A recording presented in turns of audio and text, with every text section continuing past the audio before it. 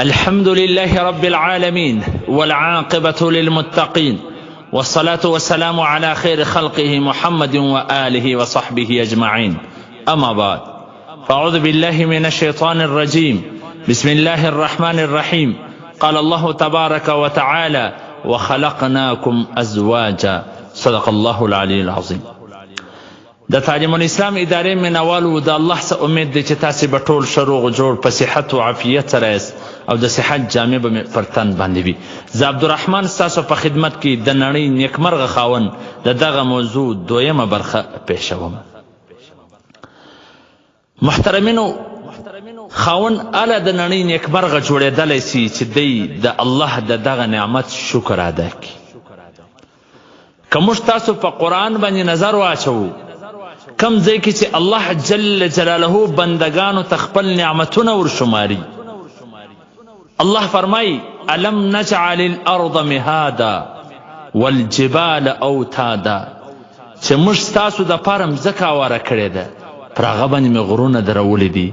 دا غرونه د مځکې د نعمت تابع دي، ځکه چې مځکه شوري نو د هغه د غرونه چې دي دا میخونه دي. دویم غټ نعمت الله جل جلاله وخلقناکم ازواجا، چې تاسو مې جوړه جوړه پیدا کړی یاست. د هغه ثبات کې به الله جل جلاله دا نور نعمتونه شماري: وجعلنا نومكم سباتا وجعلنا الليل لباسا وجعلنا النهار معاشا وبنينا فوقكم سبعا شدادا وجعلنا راجا وهاجا. چې خوب مې ستاسو لپاره پیدا کړی دی، شپه مې پیدا کړې ده، ورځ مې پیدا کړې ده، و مضبوط اسمانونه مې درولي دي او ځلېدونکی المر دی او داسې باران اورم. دا ټوله وخلقناکم ازواجا ثبات کې الله جل جلاله بیان کړي. نو چې یو چاته الله جل جلاله دغه نعمت ور په نصیب کی، د جوړی دته ملاو سوله، نو دغه نعمت چې دی شکر ادا کی. الله جل جلاله فرمایي: لئن شکرتم لازیدنکم. چې څوک زما د نعمت شکر ادا کی زه به نور ور زیات کم. ولئن کفرتم ان عذابی لشدید. کچری ناشکری وکي زه به سخت عذاب ورکړم. نو الله جل جلاله دغه نعمت تر کړی دی د سکون حاصلولو دپاره. الله په بل آیات کې فرمایي: ومن آیاته ان خلق لكم من انفسکم ازواجا لتسکنوا الیها وجعل بینکم موده ورحمه. چې د الله د نشانیانو څخه یو نشاني دا ده چې ستی د جنس ستی دپاره ستی کوروالی پیدا کړي، د دپاره د دې چې تا ته د هغه څه ارام میلاو سي، ارام میلاو سي. نو دا سکون راحت آرام به اله ملاویږي چې سړی د قرآن او د حدیثو مطابق ژوند ورسره وکړي او د دا نعمت شکر به اله ادا کیږي. اله به سړی نیکمرغه خاوند جوړیږي چې د الله د نبی او د الله جل جلاله د احکام مطابق د هغه سره ژوند وکړي. وزمون محبوب پیغمبر صلی الله علیه و سلم څه فرمایي: ان من اکمل المؤمنین ایمانا احسنهم خلقا والطفهم باهله. رواه ترمذی. چې بشک کامل ترین ایمان والا هغه څوک دی چې د هغه اخلاق د ټولو څخه شوي او د هغه سلوک د خپل کوروالاو سره نرم وي. اوس ګوره چې کم سړی اخلاق برابر وي نو واقعي هغه خو به نرم هم وي، واقعي هغه خو به ښه سلوک هم کوي. لیکن دغه کوروالی ولې د الله محبوب پیغمبر صلی الله علیه وسلم دوباره ورسره ذکر کړه د اخلاق سره؟ ځکه چې ځینې کسان داسې دي چې موږ په معاشره کې لیدلی دي، د باندې به ښه اخلاق چلی، د نورو خلکو سره چې ګایېږي ته به وایې چې د اخلاق نمونه ده، ته به وایې چې اخلاقمن وي هغه به دا وي. د ګراکه سره ښه په اخلاق ګایېږي، د دنیا خوږوالی ټول خولې له راسي، او که د یو بل همسایه سره ګایېږي د دنیا خوږوالی ټول خولې له راسي. که د یو دوست سره خبرې کوي د دنیا خوږوالی خولې له راسي.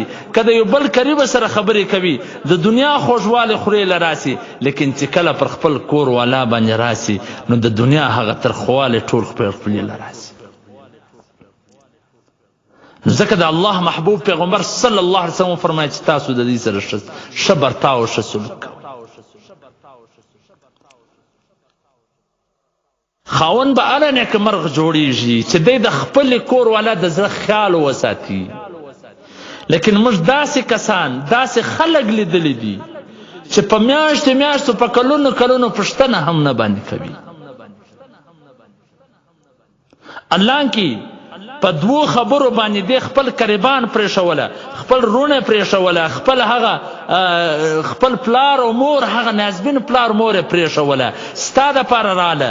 دلته خو اوس شریعت دا وایي چې ته به د مور مینه هم ورکوې، د پلار مینه به هم ورکوې، د رور مینه به هم ورکوې، د بل قریب مینه به هم ورکوې، د انا او د نیکه مینه به هم ورکوې.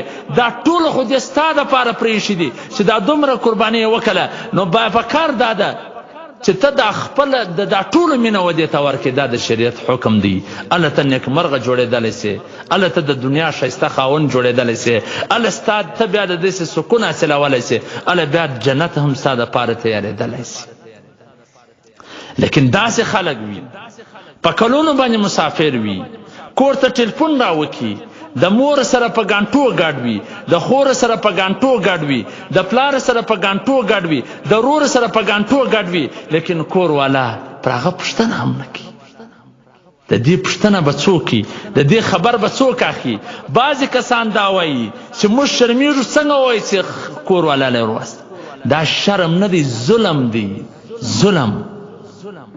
شیطان یې ورته ګرانه کي.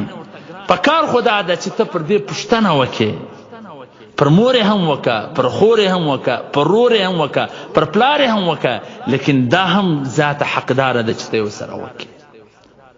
دې ته به تسلي څوک ورکوي؟ دا چې په میاشتو خپله زندګي، خپل ژوند د دیوالونو سره تېروي، په میاشتو دا خپله زندګي ستا د مور و پلار، د ورونو، د خویندو په خدمت کې تېروي، د هغو خدمتونه کوي، او ته په میاشتو کللی یې. و دې ته به تسلي څوک ورکوي؟ و دې ته به د خوشحالۍ خبره څوک کوي؟ دا خو به ته ورته کوې. لیکن افسوس، صد افسوس چې ټول کور سره په خندا په خوشحالۍ خبره وسی، هغه په انتظار په تمه اوس به زه د خپل خوش خاوند غږ واورم، زه به د هغه اواز واورم، لیکن هغه دغسې تش لاسونه پاته سي، ټلیفون بند سي، ولاړ سي. دا د الله جل جلاله د عذاب څخه نه بیریږي. دا د الله و غضب ته دعوت نور کوي چې ټوله کور خوشحاله کړي په خپل اواز باندې، د هغو غوږونه ور یخ کړي، لیکن خپله کور ولا هسې پرېږدي. دا د الله عذاب ته دعوت نه ورکوي. دا د الله د هغه نیولو څخه نه بیریږي. په کار خو دا ده چې ته د دې سره خبرې وکړې، ته تسلي ورکړې، ته ودې ته هغه چې دا بیا ستا په غیب کې، ستا په هغه ښه اخلاق، ستا په هغه ښه سلوک، دا د خپل ناموس او د خپل اولاد د هغو ښه تربیت په خوشحالي سره وکړي. د خوشحالي غږ خو پر وکړي سړی، ښه سلوک او ښه برتاو خو سره وکړي. لیکن افسوس چې نن موږ د دغه څه خالي یو. نن چې ټوله خبره راسي پر دې باندې راوغورځول سي، او که بیا کله څوک یو داسې وسي چې خبره هم ورسره وکړي، نو هغه په داسې انداز کې ورسره وکړي چې پر ځای د دې چې د هغه زړه ته خوشحالي ورکړي، زړونه نور د غمونو ورډکي. در هغه ساعته داسې خبرې ورته وکړي، داسې خبرې چې د هغې زړه د غمونو څخه ډک کړي، بیا هغه در هغه وخته پورې دا زړه د غمه ډک وي چې بیا د ټلیفون نه ځي. هغه خو ټلیفون نشي ورسره کولی که بیا د ده خوښه شوله. خپله خو دلته د یارانو، د دوستانو، د ملګرو سره خپل پام اړولی دی، خپله توجه یې اړولې ده، خپل ټیم د ځان ورپسې، لیکن د هغه غریب فکر او سوچ نشته ورسره چې ما چې کومه خبره وکړه د دې زړه مې ظاهر کړي او د دا مې ظاهره کړه، نو زه به دوباره ودې ته ژر تسلي ورکړم، دا به راضي کړم. لیکن د دې هېڅ خیال او فکر نشته راسره. بس دا چې څنګه ژوند تېروي به الله دې تېروي. ځکه دا مته مجبوره ده. زنانه به د پښو چپلۍ نه بولې چې کله ضرورت سي بیا به ته په پښو کوې، چې ضرورت نه وي بیا غورځې. دا د الله عظیم نعمت دی چې د مځکې د اورېدلو ثبات کې دویم الله جل جلاله دغه نعمت ښوولی دی. الله د سکون علامت شو چې دې سبب سکون حاصله کړي. نو محترمینو، که چیرې د نړۍ نیکمرغه خاوند چې په دنیا کې هم خوشحاله، په آخرت کې هم خوشحاله وي، نو د قرآن او د حدیثو په دې خبره باندې عمل وکړو، نورې به هم خبرې وي ان شاء الله تعالی. تاسو موږ سره مل وسیږئ. والسلام.